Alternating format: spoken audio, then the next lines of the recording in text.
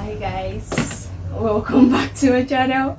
My name is Oluwamuyirimide and I film about faith, lifestyle and entertainment. How have you guys been? How have you guys been doing? I hope April has been going well for us all. So today, if you've not seen the last video I made on how to do a self-appraisal, a simple self-appraisal, you can, I'm sweating so bad, my fan got spots at this type of heat wave, so you have to pardon that too if I'm sweating, because it's really hot. The windows are opened but fan is not working, so it's a lot. I'm going through a lot.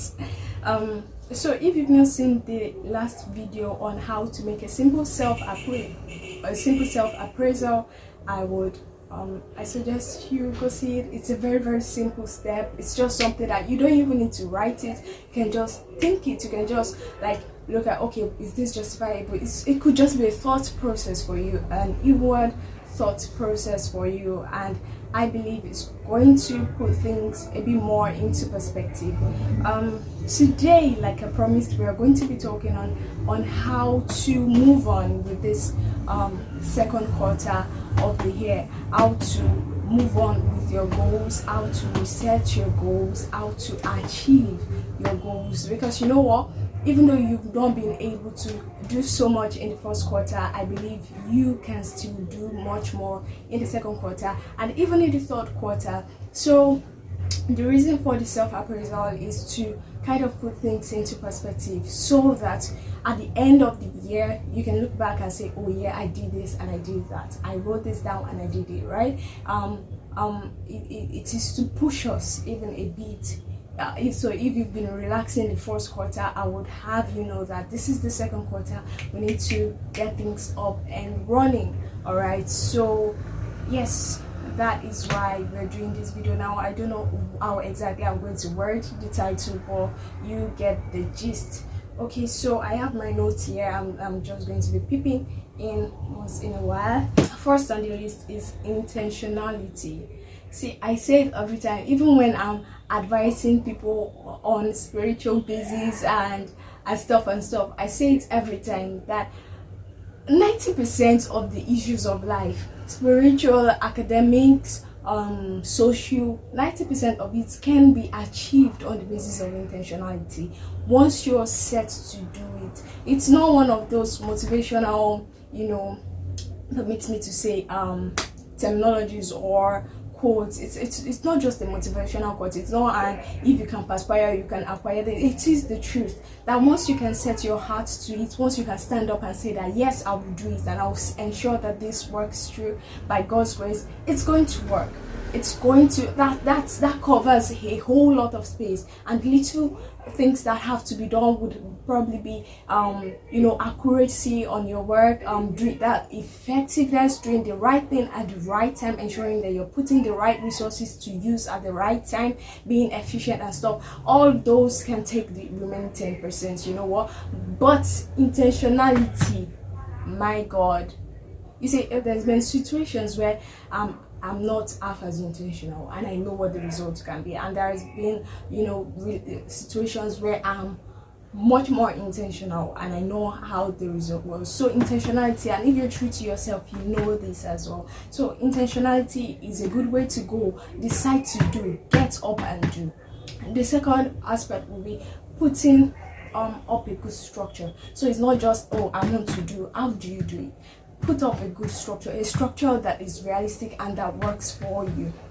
Okay, how do we do it? What do I need to learn in order to be able to do this? What do I need to undo in order to be able to do this? You have to put up a good structure, and the structure could involve a timetable, setting up an enabling environment, an environment that helps you to live your dream, like a suitable environment. It could just be the way you set up your room.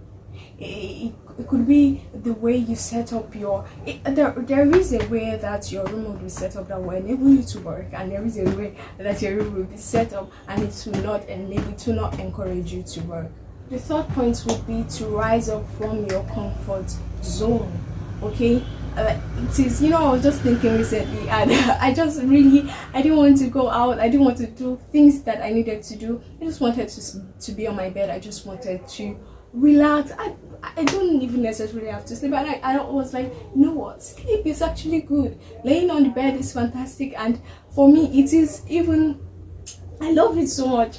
I love to be on my bed. I love it so much, right? But if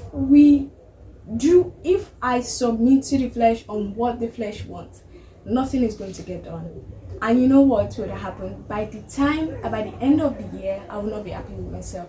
By next year, when I'm celebrating my birthday, I will not be happy with myself, because these are the things that pile up to become the things that I have achieved that I can look back on.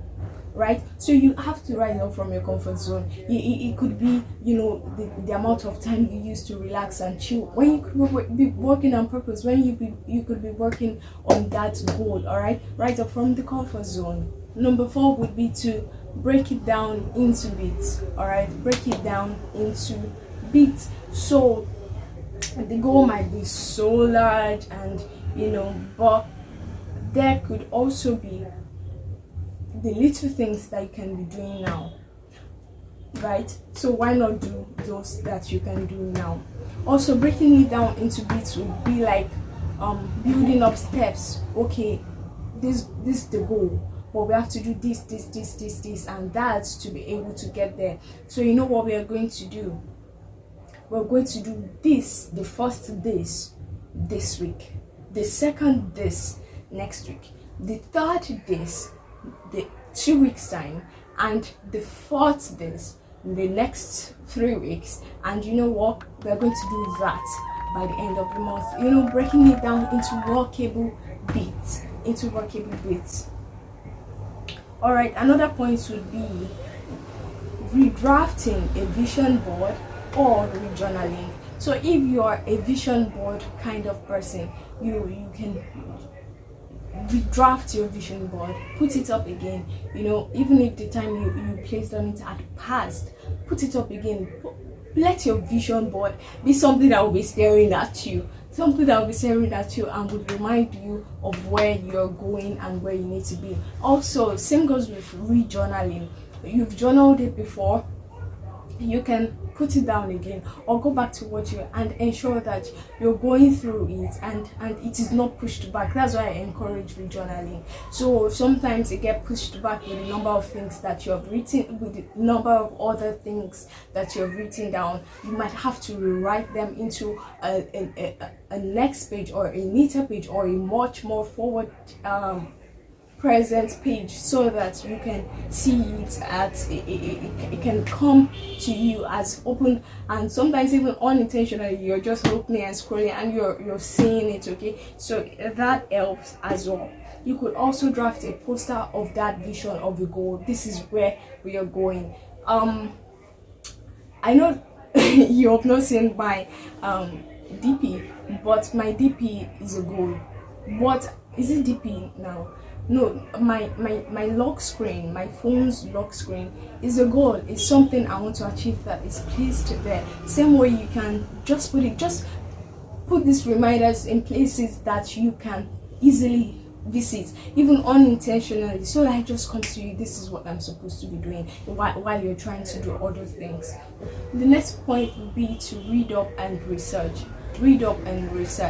So it is important. I read up, research, and your research could be going into videos, going to see what has been and what motivates you, watching what motivates you to sometimes before I stand up to create a content. Most times when I stand up to create a content is because I've spent too much time on YouTube, and and I see there are certain people that I follow that I cannot go to their page and just still sit there.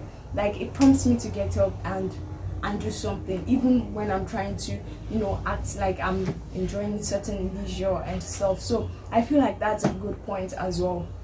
Like, research, read up, source out motivation. Okay, source out motivation, read up, research, watch videos, and see how things have been done, how these people have achieved watch inspirational videos and stuff, and most times when you're done watching them, it will not, you won't just get back to your seat and just act like everything is cool. I feel like it prompts you, listen to messages, even it prompts you to do much more and to be much more. The next point would be submit to mentorship and accountability. Submit to mentorship and accountability. So mentorship in the sense that there is somebody who is going to guide you into doing that which you've set, into that goal. There's someone who is ready to guide you. There's somebody who you're ready to watch and who you are ready to submit to, and whose pattern you're ready to imbibe to be able to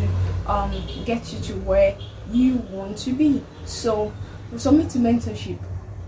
It could be physical, it could be virtual. Some don't need to know you, some need to know you, and it depends on the proximity. If that person is somebody that is next to you, somebody that is available, why not? If the person that motivates you to do the certain things that you want to do is not attainable, well, there is no problem with that as well. Just submit to that mentorship. People advise that your mentors be physical though, like so that they can teach you and guide you. But I think, well, it's a mixture of both. It can be hybrid, really. So and accountability, right? People who can tell you, I always say this. People who can tell you, oh, how have you been doing? Have you been able to do this thing that you said you were going to do? Why are you not doing it? I love accountability so much. The next point is minimize distractions. My God, we are so distracted in this age and time. Minimize distractions. It could be your social media time. Regulate it. We say there's no time. Yet we are able to spend hours and hours on social media. Yet we are able to spend hours and hours and hours on calls. Yet we are able to spend hours and hours and hours at chilling parties and stuff. You might want to minimize those things that stand as distractions for you. You might want to minimize that. So if it's social media, you might want to regulate your time and be true to yourself, and yes, so you might want to minimize that and minimize distractions. The time that you take in yielding to these distractions, you can take to do much more. Okay. Number 9 point is give yourself a deadline. I love to do that. So like,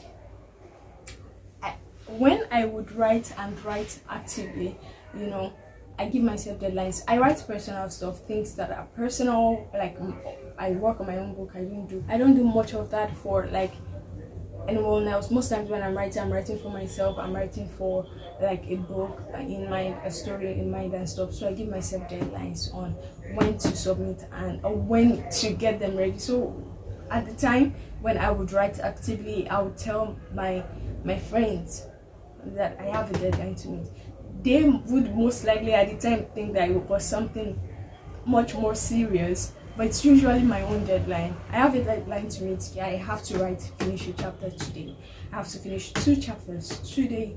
Especially when I would write on scripts, I have to finish 3 chapters today. Sometimes I attain it, sometimes I don't, but it gives me this mindset of taking it seriously, of at least I'm touching it that day. So give yourself a deadline, a time to submit to yourself the result of this first aspect, the time to submit this second aspect, a time to submit this third aspect of this certain goal and stuff, right? Also brings us back to these little breakdowns or little bits that you have broken down these goals into. So if you say this bit I'm going to finish it in a week, let that a week be a week. Okay, give yourself that deadline, work towards achieving it by the end of that week. Lastly, be true and be disciplined. Okay, be true and be disciplined. I think it's a big problem when we cannot be truthful to ourselves. Okay, when you can't say to yourself that, oh boy, I've been sleeping too much, this is deadly. I feel like it's a problem when you can't recognize that your social media habits are destructive and could make you not to do certain things. So be true and be disciplined. And when you're able to figure out what this barrier, what these distractions are, be true and be disciplined. You know, when you say I'm going to spend 2 hours per day on this work, spend 2 hours on that work.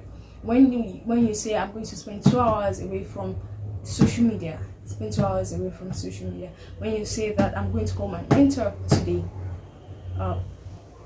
do that, okay? Because at the end, these are things that matter to your life and are important to your life, and you, like I said, you'll be able to look back and see that yes, it wasn't a waste of time after all. Yes, I achieved this. It builds up on your, it's not to impress anybody.